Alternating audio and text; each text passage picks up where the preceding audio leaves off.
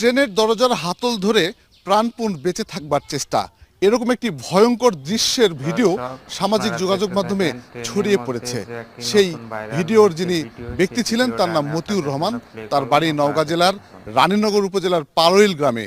যে ঘটনাটি ঘটেছিল সেটি বগুড়ার ঠিক নরসদপুর রেল স্টেশন এলাকায়। আমরা সেই মতিউর রহমানের বাড়িতে এসেছি।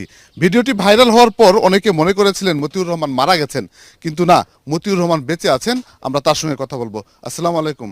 মতিউর ভাই, সেদিনের যে ট্রেনের যে ভিডিও ভাইরাল হয়েছে সেই মতিউর আপনি? হ্যাঁ, আমি সেই মতো।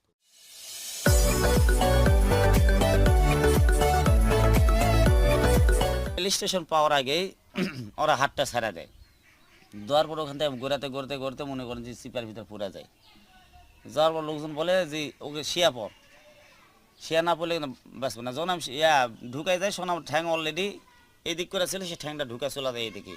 মানে রেলের ভিতর কাটা পড়বেই। আল্লাহর কি বেন, আমার আল্লাহ বেন দিয়া দিছে।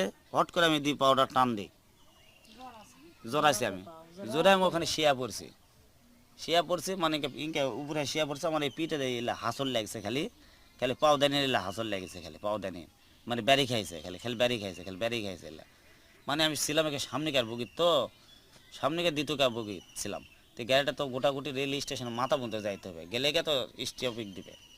তো ওই যতক্ষণ ওরা না গেছে ততক্ষণ পর্যন্ত আমার এই পিঠে খালি ব্যারিয়ে লাগছে, খালি ব্যারিয়ে লাগছে, খালি ব্যারিয়ে লাগছে, খালি ব্যারিয়ে লাগছে।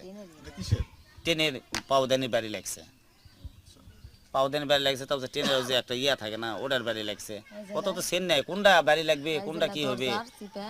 আর ওরা ভিতরে দরজার বাড়ি দিছে, এলা গেটের দরজার বাড়ি দিছে। হাত আমি একটা ধরেছিলাম, এক হাত ধরেছিলাম, আর এক হাত যখন ধরবে আসে শোনো ওরা হাত ছাড়া দেয়। মিশাই কয়ে হাত দে, হাত দে, হাত দে, হাত দে, মিশাই কয়ে হাত দে। যে হাত দিবে আছে সে আর হাত আমার নাই। এরাই আছে 7-8 জন, এদের তো বরাবর বেশি।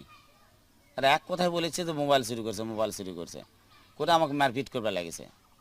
মানে চারিদিক থেকে মারপিট করে। আর মাস্ক পরে আছে, লাস্ট টাইম একজন মাস্ক টানা ছিঁড়ছে, ছিঁড়া পরে স্যানাটাকে আমি চিনা পেরেছে ডরপুরে, ওই ডরপুরে স্যানা, ওই স্যানাটাকে আমি চিনতে পারছি। আর আমার কাছে পেটি করে আসলো, 50,000 টাকা পেটি করে আসলো। ওই টাকাটা ওরা আমাকে তেল কেরালে। আমি তো ওটার জন্য খুব চেষ্টা করি, ওরা আমাকে উঠতে দেয় না।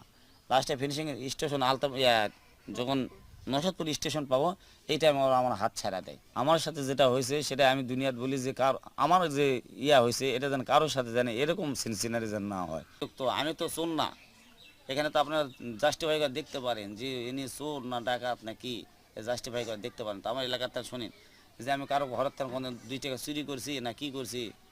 থানাতে ঘুরছি, আদন্দি থানাতে ঘুরছি, রান্নাঘরে ঘুরছি, ওখানে তো লাইনি বলে এটা হচ্ছে আদন্দিগির পর্যায়ে।